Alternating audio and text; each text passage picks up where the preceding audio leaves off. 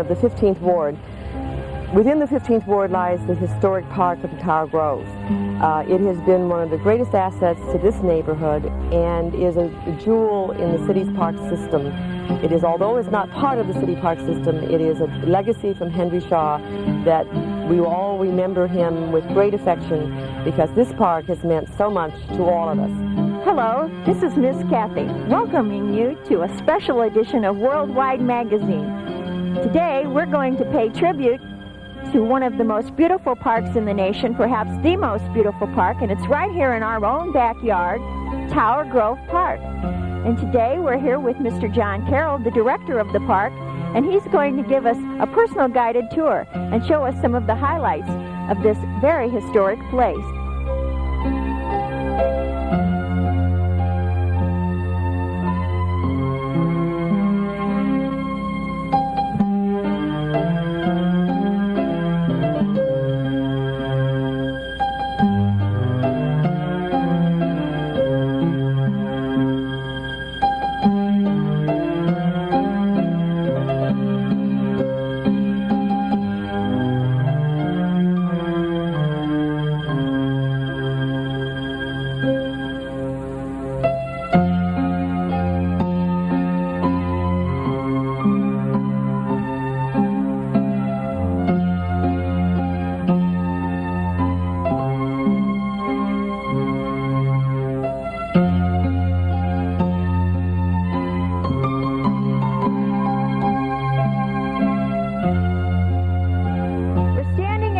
Tower Grove Park at the grand entrance.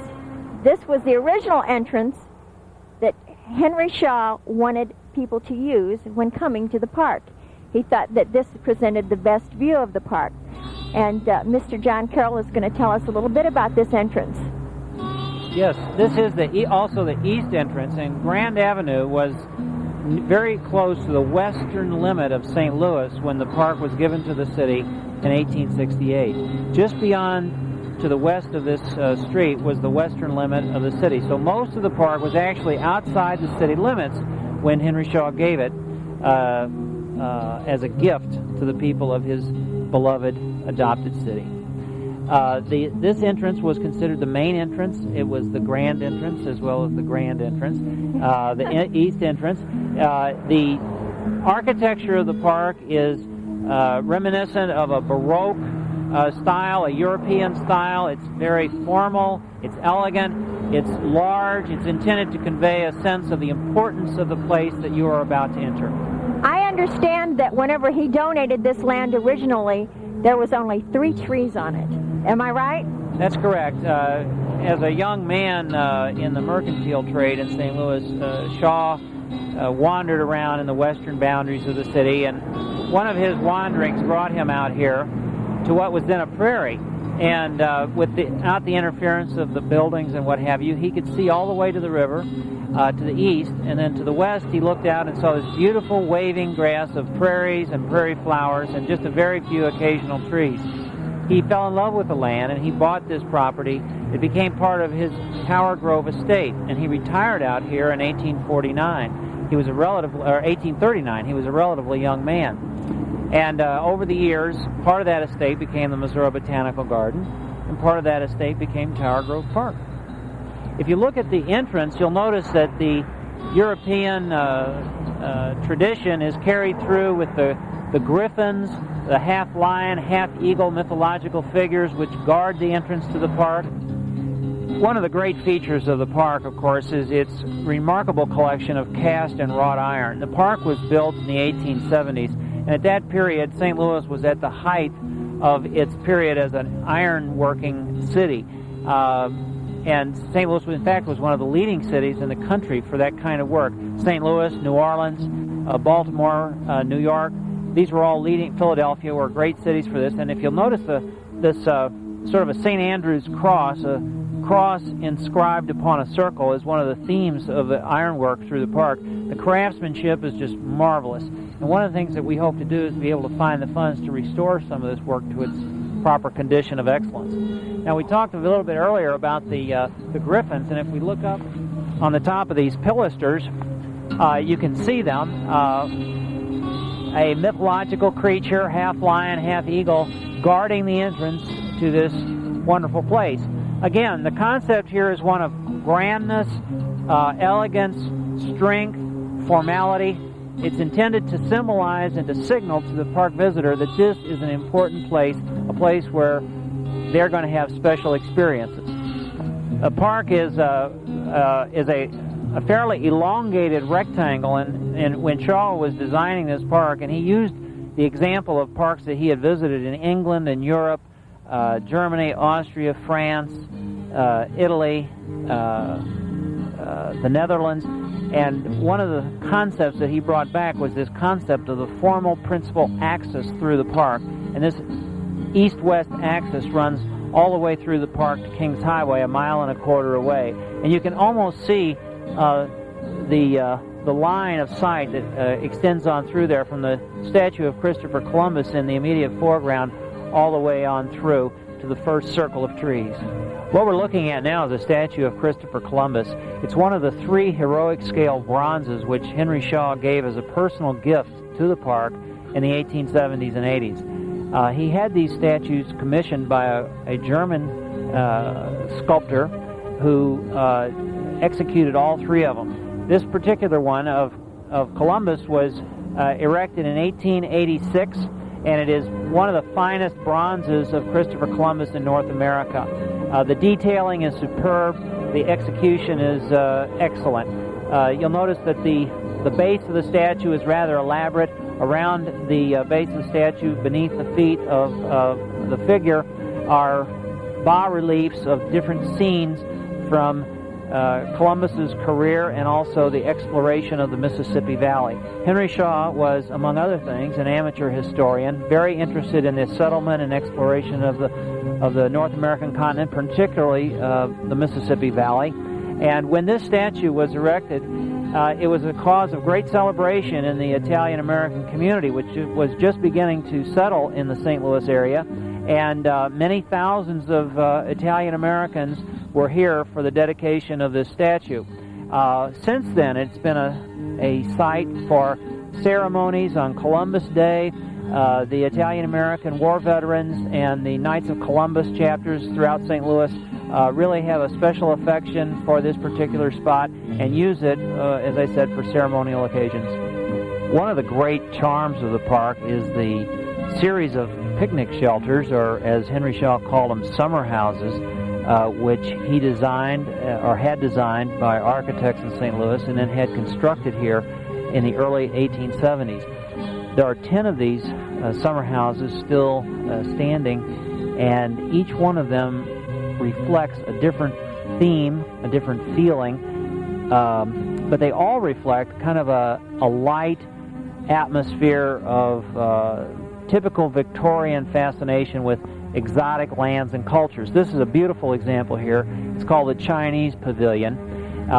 It was designed in 1872 by a St. Louis architect by the name of Henry Thiele. It's part of a long-standing tradition in England and America of what historians refer to as Anglo-Chinese architecture.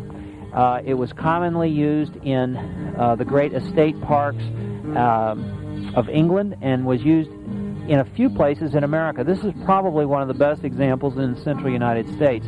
It's not true Chinese architecture, but it certainly is reflective of the 19th century fascination with the Orient and with the Chinese culture. The small building is decorated with these dragon heads which extend out from the corners of both the upper and lower levels of the roof. A beautiful set of pillars painted in red with shingles surrounding it, reminding one of the shingles on a roof of a house. It's just a beautiful thing. It does need repair. That may be apparent here, but we are hopeful that it can be restored this year because a new organization called the Friends of Tower Grove Park have adopted the Chinese Pavilion as their 1991 project. So we're very delighted with that, and we've had the project recently visited and endorsed by the mayor of Nanjing, China, which is St. Louis's sister city in the Republic of China. So we're very proud that he has visited with us and endorsed this project. One of the most important features, of course, of any park is its trees. And as we mentioned earlier, when Henry Shaw first found this land as a young man, it was mostly an open prairie and open pasture land. All of the forests here in Tower Grove Park were planted primarily under the personal direction of Henry Shaw. He ordered over 20,000 different trees of 200 different varieties. That remarkable urban forest has now grown up, and many of the trees in the park are still alive, which were planted under his personal supervision. It is still probably the most diverse urban forest in the Mississippi Valley. A very important collection of trees and shrubs which constitute a major asset to the environment of the city of St. Louis, complementing the cultural asset that the park as well represents. We're here at another very special central asset and center of attention here in the park. This is today called the Fountain Pond, and in Henry Shaw's day it was called the Boat Pond, not for boats with people in it, but for the kind of sailboats that children used to use in small ponds and sail around on those ponds. On the north side of this pond is a very special structure. This is the ruins.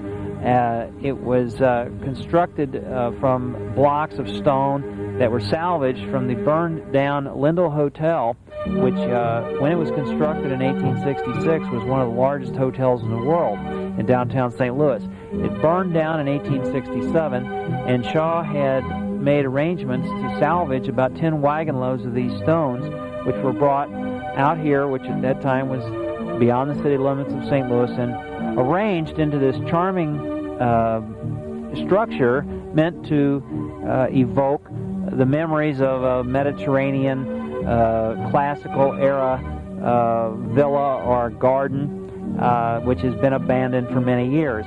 The idea of mock ruins is a real special one in English and American landscape architecture.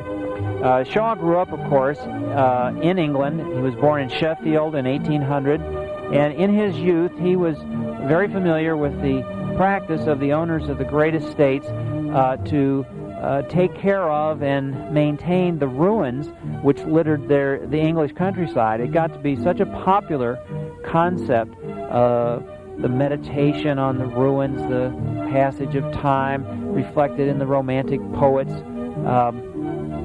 that estate owners who didn't happen to have ruins to maintain on their estates would actually have ruins constructed.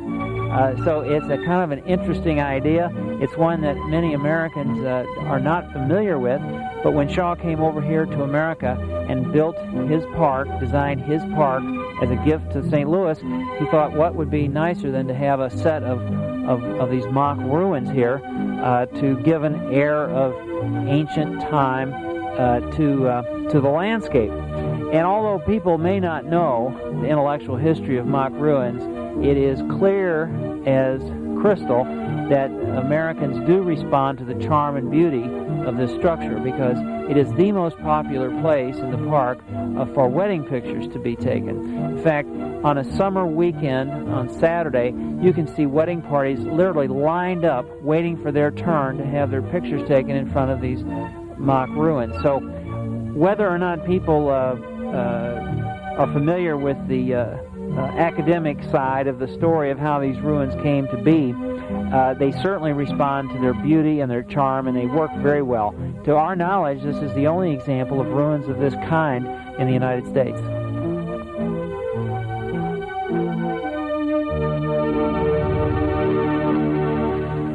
We're really enjoying our tour of the park today, John, but I know that there's a lot of people out there, and myself included, who would like to know how to contribute to the restoration of this beautiful landmark. Well, it is a real problem. Tower Grove Park is over 120 years old, of course, and more than half of the buildings are over 100 years old. It does need to be rehabilitated, and we're working on that. We've got several different ways that people can contribute.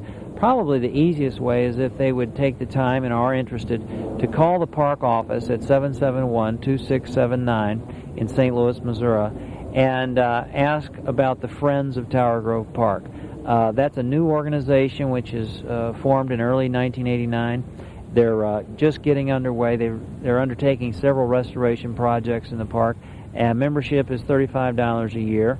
And they not only raise funds to restore buildings and other assets of the park, they also have a lot of interesting special events and parties. It's a group that knows how to have a good time as well as to work together, and it's a wonderful group of people, and I would recommend that they join the Friends of Tower Grove Park. We're standing now on the edge of the Lily Pond area, which now in the late fall condition is in its decline for the season, of course, but in the middle of the summer, this is one of the great floral displays of the city of St. Louis. Tower Grove Park has a tradition of having the finest collection of tropical water lilies of anywhere in the city and actually anywhere in the Mississippi Valley. All of the water lilies on display here are tropical varieties which are bred here at Tower Grove Park and maintained in the wintertime in greenhouses. The garden style here is being restored to its original condition. It was originally a tropical atmosphere that was striven for, and the amount of labor that went into this in the 19th century was truly amazing. We can't match the kind of intensive labor investment in today's world that Henry Shaw was able to apply to it, but we can give a little inkling, a little picture of the kind of gardening world that they had then, and it really is lovely. It's lovely in any season, but one of the interesting things about the park is that in the early days, in the summertime, the palms and the tropical vegetation was put out here, some of it in pots, and then as the winter winds began to blow, as they're blowing today, they would be moved from the ponds and around the ponds over into this building here to the north, which is the Palm House. That greenhouse, or conservatory as they're sometimes called, was the place where these tropical plants were placed in the wintertime, and that building was open to the public as a public greenhouse. Today, that greenhouse is the oldest standing greenhouse west of the Mississippi River. It was constructed in 1878. The architect was George I. Barnett, the premier architect of the St. Louis area in the 19th century. It is a beautiful example of Victorian conservatory architecture. At the present time, it is in disrepair. It's sturdy. It won't fall down in any way soon, but it is our fervent hope that funds can be found to bring this building back to its full usefulness as an asset to the public and as an example of the kind of architecture that people can enjoy. We have on occasion had it open recently when the park was designated as a National Historic Landmark We had an art show in there, and people really responded extremely favorably to it. So we do hold a lot of hope that that building can be restored in the future. We're traveling east now, going through some of these trees. I'd like to point out this gorgeous tree here in its beautiful yellow foliage is the fall colors of the ginkgo tree. Ginkgo tree is an ancient variety of tree from China. Tower Grove Park was the place where this tree was first used in an urban park setting to any degree. It was discovered to be very resistant to some of the air pollution problems that cause so much fatality in some of the other varieties of trees. And as a result, this has become a very widespread, worldwide really, urban park tree. But Tower Grove Park was where it was really first used for that purpose. Underneath the ginkgo tree, another oriental variety, the Japanese maple, in beautiful light. As I said, the park has a remarkable collection of trees, over 130 varieties. We'd like to build back to the original 200 varieties that Henry Shaw planted, and with the help of the reforestation program and the Friends of Tower Grove Park, we feel like we're on our way to that goal. We've talked a little bit about one of the other summer houses or pavilions in the park, the Chinese Pavilion. This is another one. This one is near the center of the park on the Center Cross Drive. It's called the Turkish Pavilion. Again, it reflects the fascination on the part of the Victorian park designers with exotic cultures. There's nothing truly Turkish about it, except that it's meant to suggest a Turkish feeling with the onion dome and the candy stripe skirting. It's a type of architecture which was popular in those days, and again reflects a light, airy, colorful feeling, which was one of the main themes here at the park. When the structure was originally built, it was used as a dovecote, but it was discovered that the the doves in the dovecote created quite a bit of a mess, and were not really all that helpful to the park atmosphere.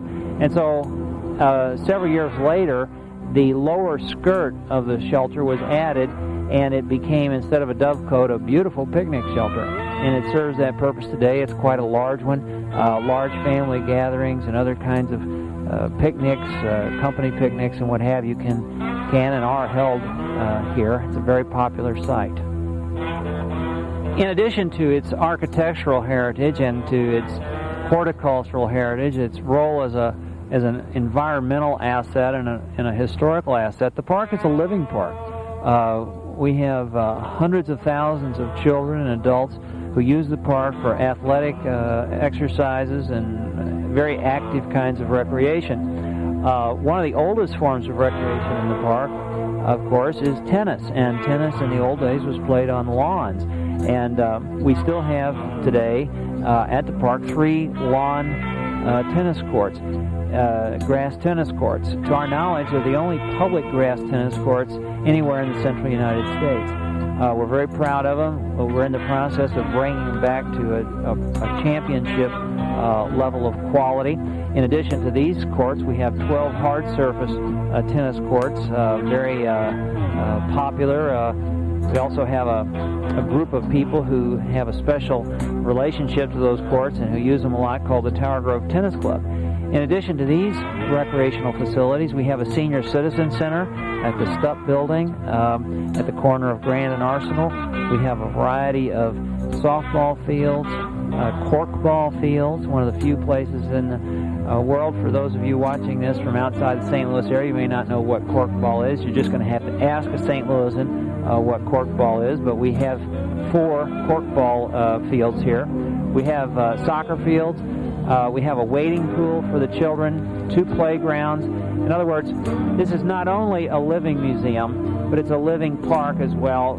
People who want to use it in an active recreational way can enjoy it, as well as people who are interested in the history and the architecture and the beautiful forest. We were very lucky to have with us today on Worldwide Magazine Mr. John Carroll, the foremost authority of Tower Grove Park that we have here in the city.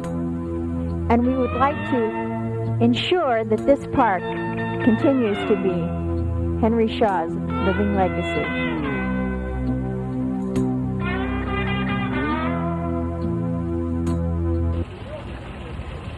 Hi, I'm Jerry Osborne, and I'm the alderman of the 15th Ward.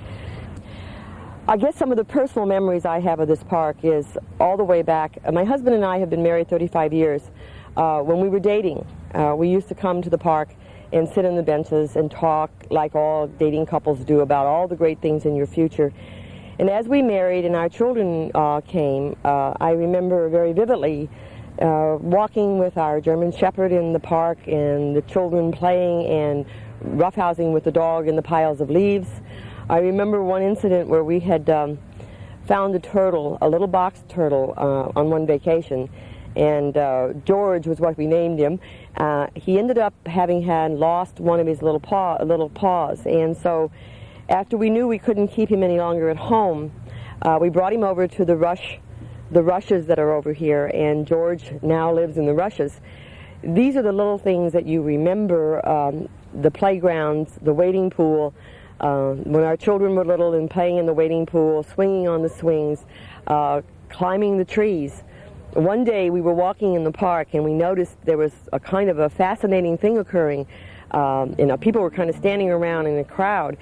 Some person who owned a python had brought his python that looked to be 20 feet long out for exercise, and this large snake was wrapped around the tree, hanging with loops from the limbs, and his owners were under the tree, and the python went back with them and went home. But it's those kind of little vignettes. I remember walking one evening at dusk, and all of a sudden out of the trees swoops this horned owl, which we didn't even know lived in the park, but he evidently comes out at dusk to do his hunting. And it was so beautiful because our children have little opportunity at time to see these kinds of creatures in their natural habitat. And we saw the beautiful little white-faced owl swooping down to fly over the park looking for his evening meal. Those are some of the things that we've watched the lilies bloom, the lilies grow. We've watched the goldfish swim. We have played tennis on the tennis courts. But I guess the thing that we have valued most as a family is just the ability to walk in a peaceful setting through the park, wandering around, picking up acorns, looking at the trees in the different stages. I guess my favorite time of the year is when the park begins to bloom in early spring, when the trees look like a Monet painting. They're all soft and fuzzy, and the pale greens are starting to come out. These are the kinds of memories that I feel very privileged to have, and I know that if we had not been lucky enough to choose to live in this particular area, that we may have missed all of that. In very hectic urban living, we sometimes get so wrapped up in taking care of our children and working our jobs that we have little opportunity to go to forested areas and really enjoy the peace and quiet of natural beauty.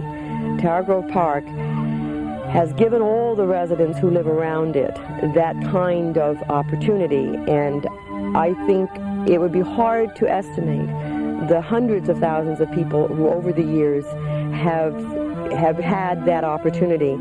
And it was basically because someone was forethought enough to make that contribution to the city. And Henry Shaw did give this park to the city with the understanding that the city of St. Louis would forever maintain it. As economic problems become more and more severe in urban areas, it is a pressure bills every year. How much money can the city give to maintain this park? Those of us who love it, who care for it, who know its importance and value, fight every year to make sure that the necessary funding is there. We are also now going out beyond government because we realize that government cannot do everything that needs to be done. And under the leadership of John Carroll, our director, we have formed the Friends of Tower Grove Park, which we are seeking and receiving private donations to help restore some of the gazebos and to preserve some of the assets that our forefathers worked to give us. These are the kinds of things that I hope this community and the larger community will look at and say, this is something really worthwhile, and we have to pay attention to these kinds of assets before they disappear. Many of our trees in this park are over 100 years old. We value those, but like any older tree, they're going to die and need to be taken down. We are in a very aggressive mood right now of trying to get a tree planting program to make sure that our children and our grandchildren will be able to do what we have been able to do, and that's to pause and rest under a beautiful tree. And sometimes we don't even think of why and how that tree got there, but we enjoy the beauty of that tree the day we're there. We want that legacy to go on and for another 100 and 150 and 100 and 200 years for other children and other couples. We know that in order for that to happen, we have to take the responsibility today to ensure that it will be there. My memories will always be with me of what I have shared with others in this park, and I want that opportunity for new memories to be made for future generations.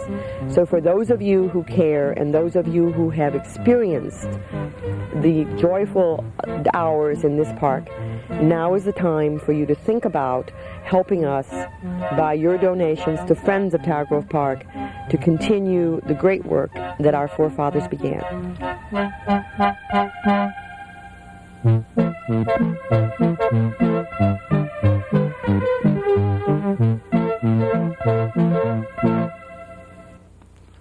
On September 23rd, 1990, Tower Grove Park was given a very special honor. It was dedicated as a national urban park, part of the National Park System. And in honor of the occasion, there were many activities celebrated throughout the park.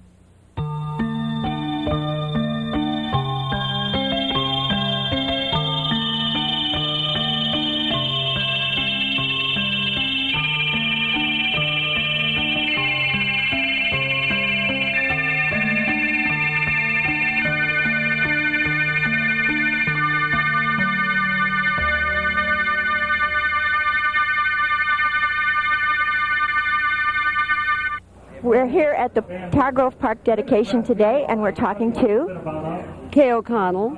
And Joe O'Connell. Thank you, Kay and Joe. We would like to know if you have some special memories about the park.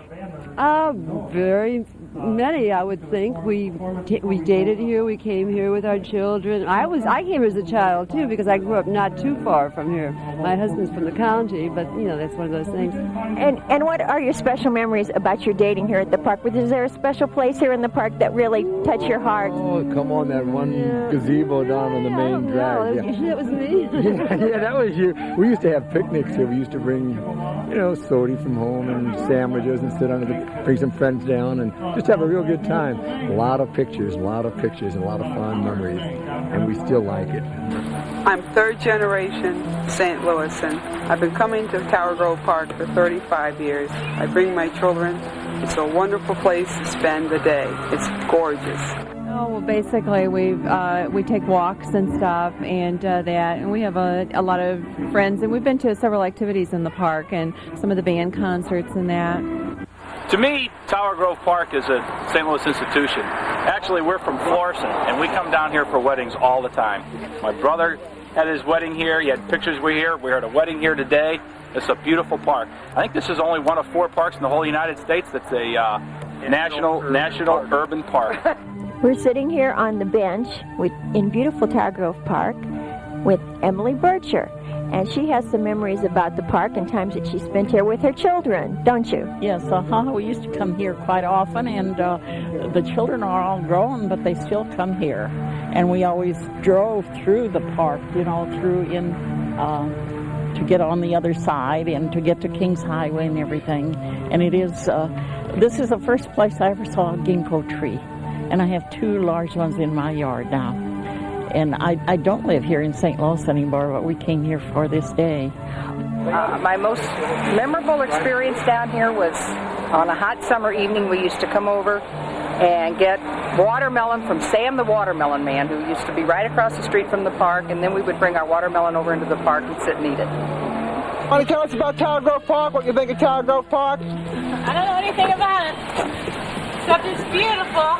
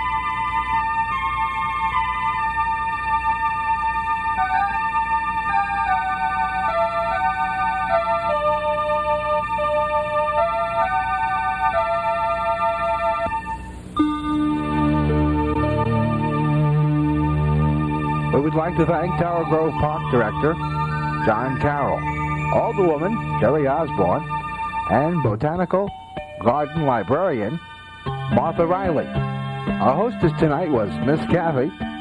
Music was arranged, written, and performed by Tim Canese. Also helping us out tonight was Mike Cosgrove and Big Mike.